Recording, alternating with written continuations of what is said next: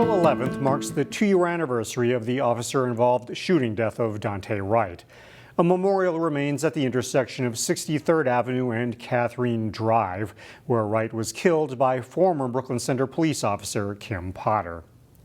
Since Wright's death, community members have tried to initiate police reforms.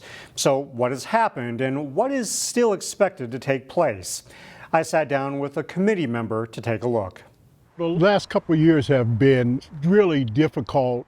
It's been 2 years since the fateful police traffic stop that cost Daunte Wright his life. It was an incident that prompted longtime resident John Solomon to be a voice for change. I like to stay active in the community, and I want to prove that it can be a great community. Solomon is one of the people on a community safety and violence prevention committee that formed after Wright's death. Their mission is to provide recommendations on key public safety changes in Brooklyn Center. So that's what's happened in the last couple of years, us working towards that goal and trying to be a better community, trying to be accepting of all, and then trying to get past a tragedy that happened by saying, what do we need to do to make this better? One of their recommendations was to no longer stop drivers for invalid or expired registration or other minor infractions like broken lights or cracked windshields. It's a change that has yet to be implemented. The chatter that I've heard from people is, well, if we don't stop people for that, how are we going to catch the criminals? Another proposed change is to have mental health professionals respond to certain calls instead of police. And I think that the city would be open to that particular type of thing. The reforms are still a work in progress, but it's important work that he's willing to do. I'm going to continue to keep fighting. I just think that it's a legacy that I owe my ancestors. It's the season for cities and counties to send out property value assessments. That means you do have a chance to ask questions about the process or your home's assessed value. Rusty Ray explains how it all works.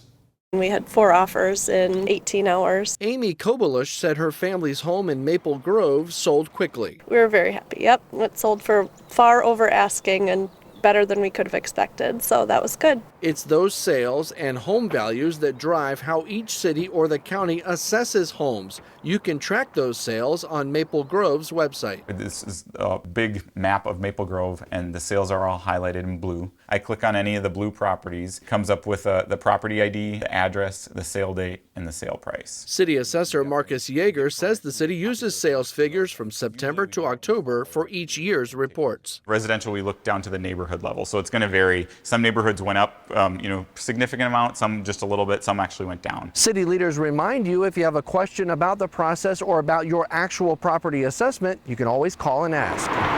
If they still have concerns about their value, they think something's wrong on the record, something like that, the next step is to go out and take a look at the property. We'll do a kind of a complete review. We'll look at inside, outside, remeasure, just make sure we have the correct data that we're setting values with. And when you do that, are there often changes? It kind of depends on the property. It depends too how recently we've been in the property. Sometimes there are, sometimes there are not. But you don't know if you don't ask. So it really is worth a call if people have concerns. To keep everyone's home and how much they're worth in line.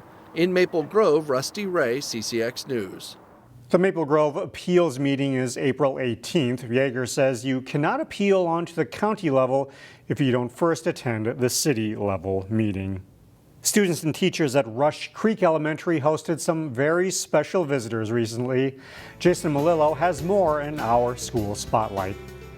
Try to make our day-to-day learning different each day so that, they have surprises and get excited about learning. On this day, does it feel hot? A little bit. The Science Museum of Minnesota, We're going over the engineering design cycle, comes to Rush Creek Elementary School. It really cuts the cost down to have to travel all the way to St. Paul and then the timing on that, so it's really convenient to have them come here. Students conducted experiments. I think the funnest part was to watch the trains go into the green water. And learned about the trial and error process of science. They never stop trying.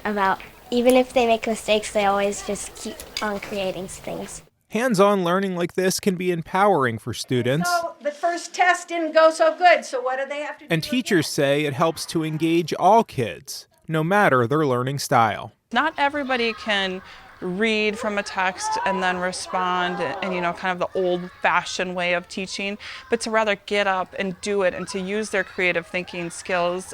Another bonus of the Science Museum visit? No homework. They didn't take anything home except for the experience, which sometimes is even more important than a physical something. In Maple Grove, Jason Malillo, CCX News. Warming temps and the chatter of birds means it's time once again for the Spring Members Show at the Hopkins Center for the Arts. Being a fully inclusive, non-juried opportunity, it offers a place for every level of artists to be seen and get their work out there. We have a number of classes that we host here at the center.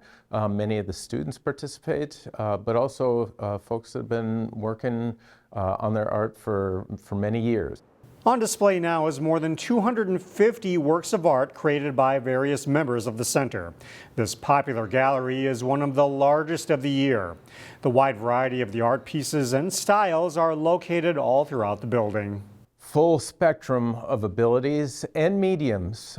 There's some works that are kind of off the wall, as well as some real classic works. The exhibition is open until May 13th for anyone looking to visit. Don't forget to vote for the People's Choice Award while you are at the show.